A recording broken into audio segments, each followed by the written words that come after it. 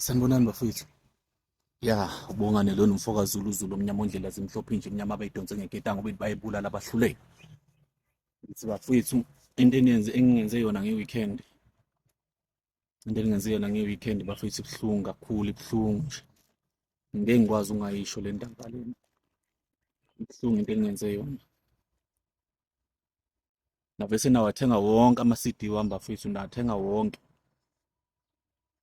Nangangishiyela ngisho eyodwa. Ibuhlungu into engingenze yona bafethu. Bengingazi ukuthi kanti ngithanda kangaka.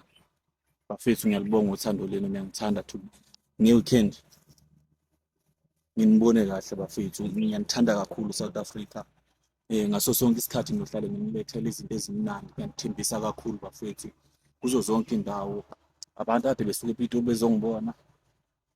Ngiyabonga nakubo.